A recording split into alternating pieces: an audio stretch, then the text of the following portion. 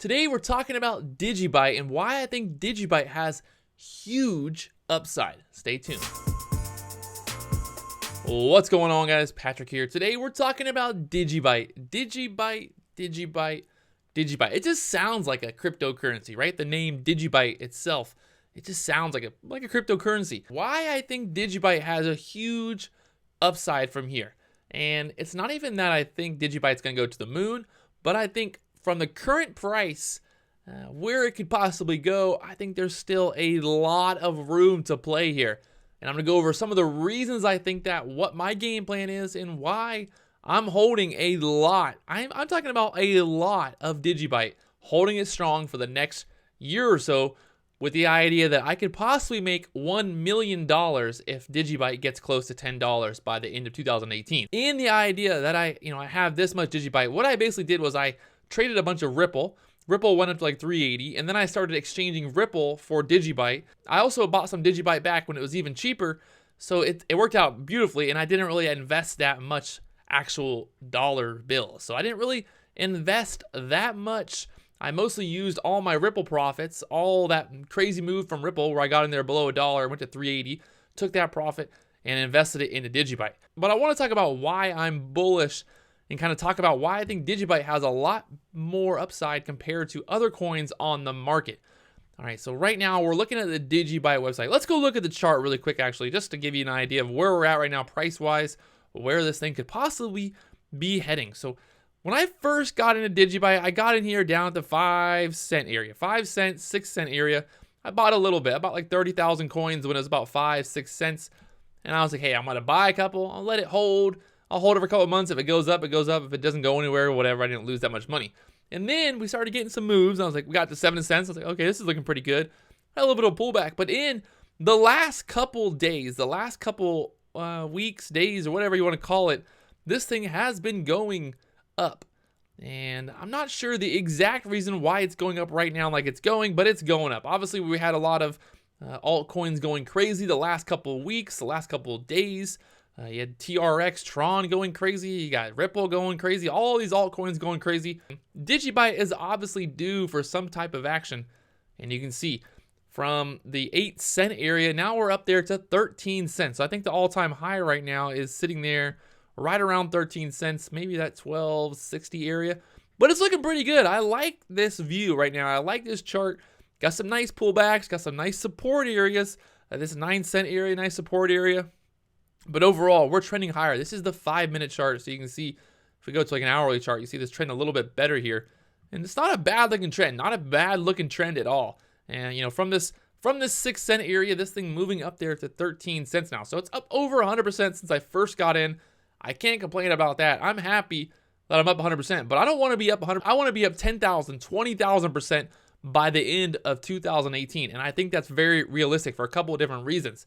And I'll talk about that right here.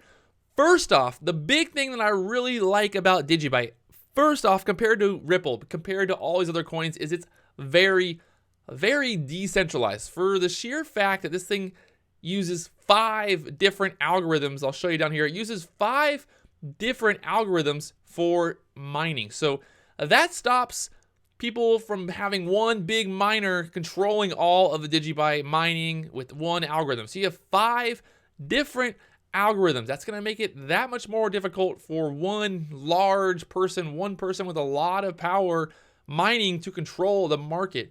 It's also going to make it a very decentralized system. So comparing Digibyte versus Bitcoin, obviously it's going to be it's hard to compare directly, but just to give you guys an idea, Bitcoin, you got 4 transactions per second. That's TPS for short, transactions per second. You can do up to 280 transactions per second with Digibyte. That's 2,000 by the end of 2020. So huge scalability. The scalability is already built into the chain. It's already built into the code. So it's not like they need to do a hard fork or anything like that to update that. It's going to be able to be scaled very easily, and as it's already going to be scaled as it grows. You got 10-minute block time. So that's one of the reasons that the fees are always so high with Bitcoin. That's why it takes long to send stuff. I've sent Digibyte back and forth, a couple different wallets, and it's insane how fast Digibyte is. It goes, it's like instant. It's literally instant. There's no wait. It's boom. As soon as you sense it, it's there. It's automatically just there. It's that fast. You have 15-second block time. So every 15 seconds, there's a block being made, block being filled, and boom, transactions being confirmed. You have one algorithm for the Bitcoin network, the Bitcoin blockchain. You have 5 algorithms for the mining algorithm for Digibyte.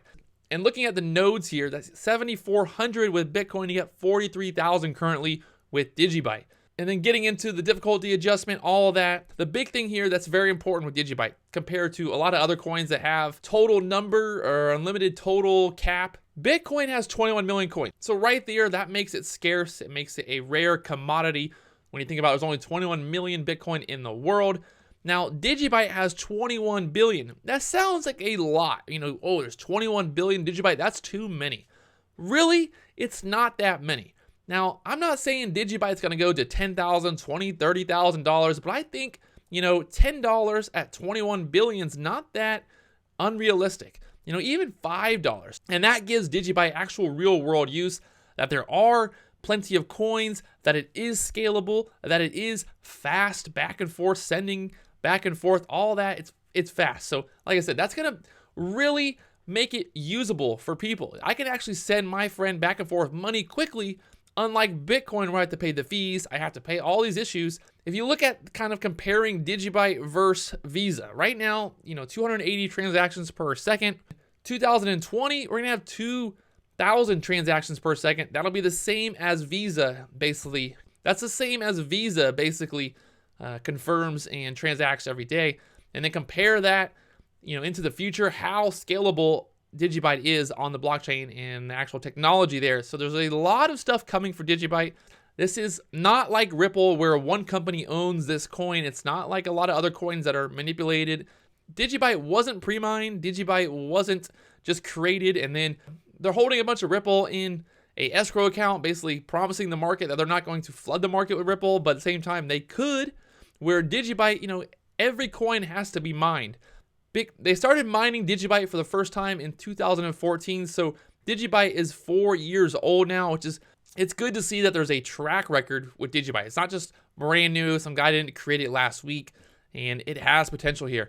Another thing to be looking at here is just kind of the overall how large Digibyte covers the world, how many nodes there are. Like I said, it's 40 times faster than Bitcoin, 5 times more secure and more scalable than Bitcoin.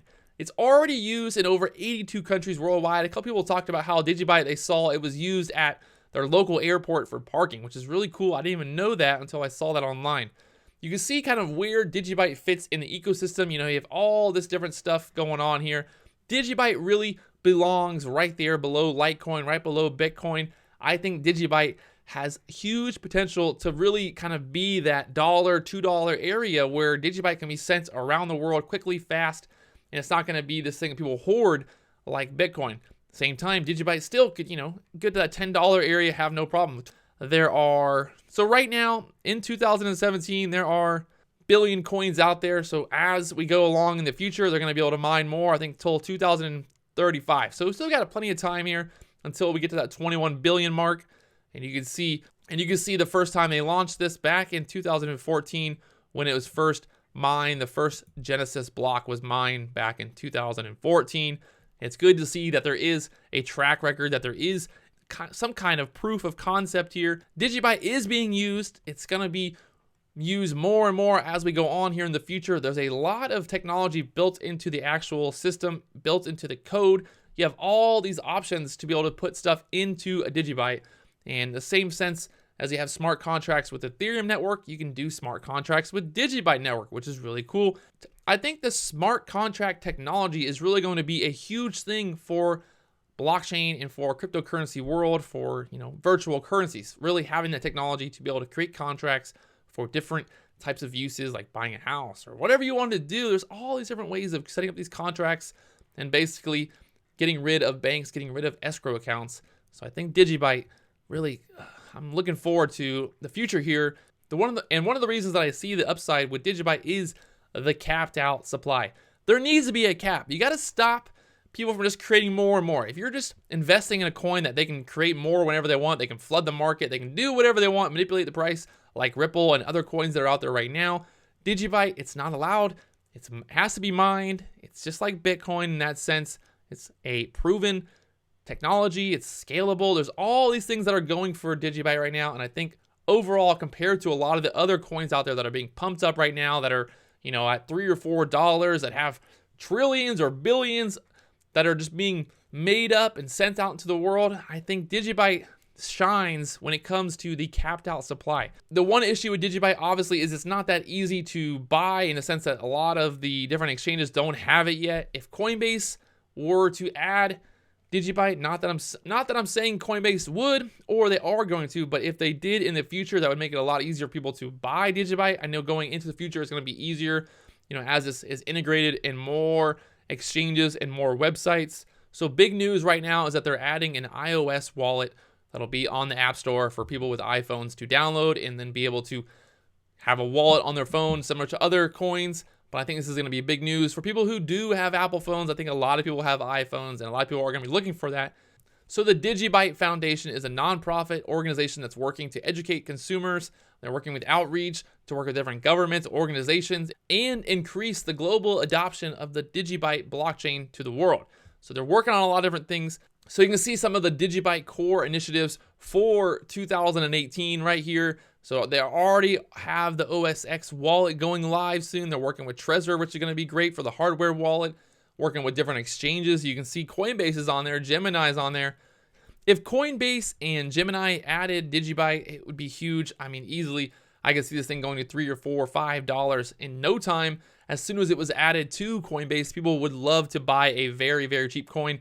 If I was a first-time crypto investor and I saw there was a $1 or sub-dollar coin on Coinbase, I'd be buying it up like crazy compared to buying one Litecoin or coin or just a percentage of a Bitcoin. So I think there's huge potential here for Digibyte to be added to those big exchanges, and then look for some big news to come from the Digibyte Foundation in 2018. So that's what I'll be looking out for. But I think long-term, Digibyte having that capped out supply, Digibyte having a good foundation behind it, Digibyte having a good marketing media team behind it, working on all of this stuff is only going to help ensure that Digibyte grows, and see what happens here going into the next couple of years. Like I said, by the end of 2018, I'm looking for Digibyte to be over $1. If that happens, I'll be happy.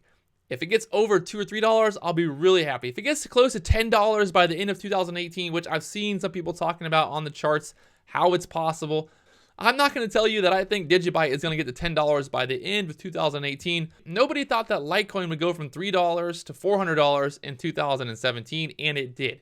So there's a chance here. I feel like I got a pretty good entry. If you want to learn more about Digibyte, check out the website, do your own research, learn more about it, watch other videos, see what other people are talking about Digibyte. But this is what I'm thinking for 2018. This is my big, I don't even know if I call it a gamble, but this is kind of what I'm betting on. I'm betting on Digibyte making a big move in 2018, going in 2019. Long term here. I'm holding this baby. I've got no reason to sell. I've got no reason really to take profit at any point until I'm basically a millionaire from Digibyte. So we'll see what happens. Cross my fingers. Pray for me, guys. If this thing hits $10, I'm gonna be a really happy boy. And I'll talk to you guys later on.